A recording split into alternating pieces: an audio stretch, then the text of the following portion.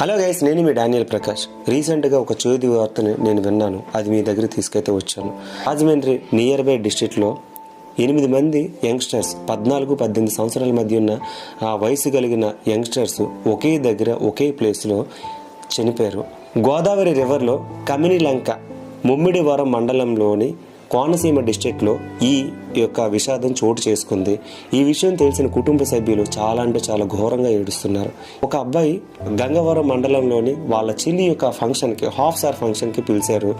ఫంక్షన్కి అటెండ్ అయిన ఈ 8 మంది కాదు, మొత్తం 11 మంది. వీళ్ళందరూ ఒక ఫ్రెండ్స్లా వెళ్ళి ఫంక్షన్ అయిపోయిన తర్వాత అందరూ రివర్లో స్నానాలు చేద్దామని చెప్పేసి వెళ్ళారు. ఇది వాళ్ళకి తెలియకుండానే లోపలికి లాగేసడం వల్ల ముగ్గురిని రక్షించడానికి మరో ముగ్గురు వాళ్ళకైతే వెళ్ళారు. ఇలా 11 మందిలో ముగ్గురే సేఫ్ అయ్యారు, మిగతా 8 మంది చనిపోయారు. అంటే వీళ్ళెవరికి ఈతలు రావు. ఓకే, ఒడ్డును కూర్చొని స్నానాలు చేసి వెళ్ళిపోదాం అనుకుని వచ్చిన సరదాగా ఆడుదాం అనుకున్న మనుషులు వాళ్ళకు తెలియకుండా రెప్పపాటున వాళ్ళ యొక్క ప్రాణాలని పోగొట్టుకున్నారు.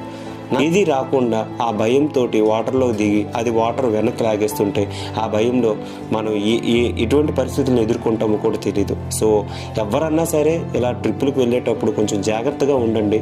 పేరెంట్స్ కూడా వాళ్ళని ఎంత జాగ్రత్తగా చెప్పినా సరే ఫ్రెండ్స్ అందరూ కలిపి బయటకు వెళ్ళేటప్పుడు ఇలాంటి విషాదాలు అయితే మాత్రం మనం ఎదురు చూస్తున్నాం. దయచేసి అలాంటి పరిస్థితుల్ని కుటుంబాలకి తీసుకురానివ్వద్దు. వాళ్ళు ఈ యొక్క బాధని జీవితాంతం మోస్తారు.